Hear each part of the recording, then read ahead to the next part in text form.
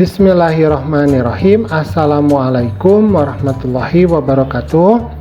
Pada kesempatan kali ini kita akan belajar di kelas 3 tema 1 subtema 4 pembelajaran yang ketiga. Tetapi sebelumnya, bagi kamu yang belum subscribe, silahkan subscribe dulu ya. Pencet tombol like, kemudian share channel Guru Kelas 3 agar channel ini dapat terus berkembang dan memberikan manfaat bagi kita semua.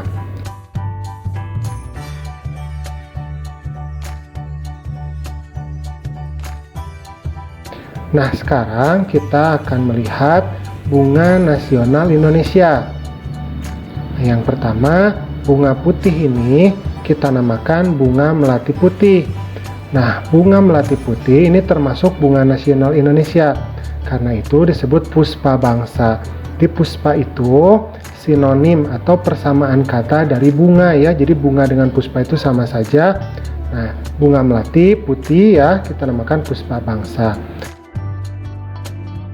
Nah, kemudian ada bunga anggrek bulan. Nah, bunga anggrek bulan ini kita namakan sebagai puspa pesona karena keindahannya. Jadi sangat bagus sekali ya bunga anggrek bulan ini.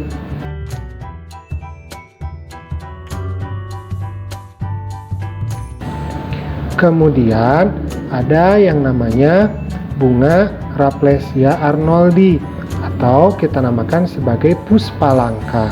Jadi ada bunga nasional Indonesia itu ada 3 ya. Yang pertama bunga melati putih, yang kedua bunga anggrek bulan, kemudian bunga Raplesia.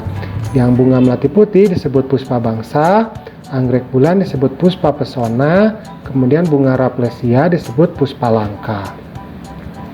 Oke, sekarang kita lanjutkan ya. Nah, di sini ada pertanyaan. Amati gambar-gambar bunga di depan. Nah, yang di depan tadi ya. Kemudian pilihlah salah satu bunga, lalu tuliskan ciri-ciri bunga tersebut. Penjelasan meliputi bentuk, warna, dan ciri khas lain yang bisa menggambarkan bunga tersebut. Nah, berarti sekarang tugas kita adalah menuliskan ciri-ciri bunga yang tadi kita sudah lihat ya. Ada bunga melati putih, bunga anggrek bulan, kemudian bunga Raplesia arnoldi. Nah, kalau misalkan kakak pilih bunga Raplesia. Misalkan kalau menurut kakak cirinya bunga Raplesia ini adalah yang pertama adalah bunga yang sangat besar dengan bobot yang sangat berat. Jadi bunga Raplesia ini kurang lebih lebarnya itu bisa mencapai 1 meter ya. Dan bobotnya dia bahkan bisa mencapai 10 kg. Dan ini menjadikan bunga Raplesia ini sebagai bunga yang paling berat sedunia ya. Nah, kemudian yang kedua, bunga Raplesia ini bukan tumbuhan sejati. Kenapa? Karena bunga Raplesia itu tidak memiliki batang dan daun ya. Jadi bunga Raplesia itu adalah tumbuhan parasit yang menghisap sari tanaman itu dari pohon inang. Jadi ada pohon yang direbut sari makanannya oleh bunga Raplesia ini. Kemudian yang ketiga, tanaman endoparasit. Jadi memang bunga Raplesia ini adalah tanaman parasit, jadi tanaman yang mencuri bahan makanan dari tumbuhan lain. Kemudian yang keempat, menghasilkan aroma busuk. Nah, jadi yang harus kamu ketahui bahwa bunga Raplesia itu tidak wangi seperti bunga pada umumnya ya. Justru bunga Raplesia itu mengeluarkan aroma yang sangat busuk. Seperti daging yang sudah membusuk. Nah, kemudian yang kelima, beda bunga, beda jenis kelamin. Jadi ada bunga Raplesia yang jantan, ada bunga Raplesia yang betina. Nah, bau yang dikeluarkan oleh bunga Raplesia ini akan mengundang lalat. Nah, kemudian lalat itu dia hinggap di bunga jantan, kemudian dia terbang ke bunga betina, maka terjadilah penyerbukan dari sana. Kemudian yang keenam, waktu pemekaran bunga yang panjang. Jadi kalau untuk mekarnya, bunga Raplesia ini membutuhkan waktu yang sangat lama. Kira-kira antara 3 bulan sampai 9 bulan. Kemudian nomor 7, masa mekar dan umur yang pendek. Nah, tetapi kalau mekarnya itu justru pendek ya.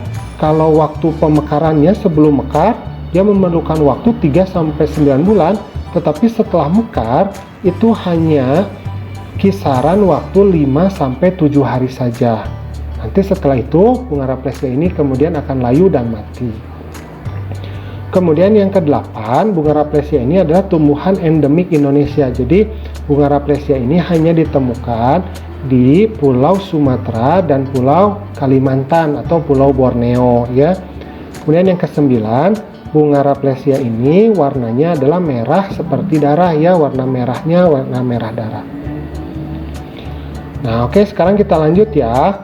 Sekarang kita akan mencoba untuk membuat mozaik dari kertas warna. Nah, misalkan di sini kita memiliki suatu gambar. Nah, nanti kamu siapkan juga di rumah ya. Jadi gambar bunga di sebuah kertas, boleh di kertas kosong ya atau kertas HPS. Nah, kemudian kita sobek kertas-kertas warna. Nah, kita sobek-sobek kecil ya kertas warna. Nanti warnanya boleh macam-macam, boleh warna merah, boleh warna kuning ya, boleh warna biru ya. Itu bergantung kreasi kamu. Setelah disobek-sobek, nanti kita beri lem. Nah, setelah diberi lem, maka kita tempelkan satu persatu kecil-kecil. Nah, ini yang kita namakan sebagai mozaik ya. Bagus ya, seperti ini ya. Nah, nanti kamu lanjutkan di rumah ya.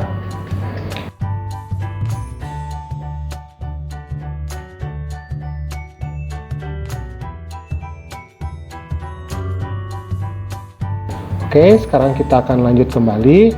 Sekarang kita akan membaca terlebih dahulu. Bunga memiliki banyak manfaat untuk kegiatan manusia. Kebun dengan bunga yang berwarna-warni ini nampak lebih indah. Hiasan bunga yang disimpan di vas bunga menambah cantik ruangan. Bunga juga sering digunakan dalam kegiatan-kegiatan lainnya. Misalnya, bunga melati digunakan untuk acara pernikahan. Ungkapan bela sungkawa pun terkadang menggunakan rangkaian bunga. Oleh karena banyak orang yang memerlukan bunga, maka ada pasar khusus yang menjual bunga. Para petani menjual bunga yang telah ditanam ke pasar tersebut. Jadi bunga itu banyak manfaatnya ya. Misalkan di pernikahan, ini digunakan sebagai penghias ruangan ya. Nah, ini contohnya bagus sekali kan? Kemudian kita juga bisa menyimpan bunga di dalam vas bunga, kemudian disimpan di ruang tengah. Itu sangat bagus juga. Nah, sekarang kita akan mencoba untuk melakukan pembagian. Nah, soalnya adalah seperti ini. Selesaikan soal di bawah ini sesuai contoh. 1. Siti memiliki 484 tangkai bunga anggrek. Siti ingin menyimpan dalam 4 buah vas bunga dengan banyak tangkai bunga yang sama pada masing-masing vas. Berapa banyak tangkai bunga anggrek pada setiap vas bunga?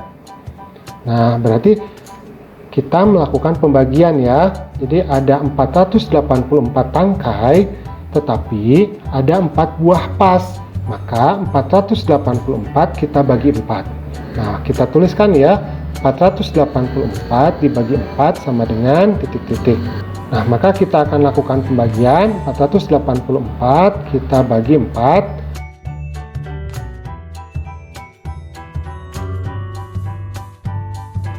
4 dibagi 4 kan hasilnya 1 ya. Kenapa? Karena 1 kan dikali 4 berarti 4. Berarti kita tulis 1 di atas, kemudian 1 dikali 4 berarti 4. Nah, 4 yang di atas kita kurangi 4 yang di bawah. Kan hasilnya 0 ya. Maka yang 8 yang di belakang 4 itu dia turun ke bawah. Nah, 8 dibagi 4 berapa? Nah, kita harus mengetahui perkalian 4. Kan 1 kali 4 berarti 4. 2 dikali 4 berarti 8. Nah, berarti 8 dibagi 4 sama dengan 2 ya, pintar. Nah, 2 dikali 4 berarti 8. Kita kurangi lagi. 8 dikurangi 8 hasilnya 0. Nah, maka 4 yang di belakang 8 ini turun ke bawah.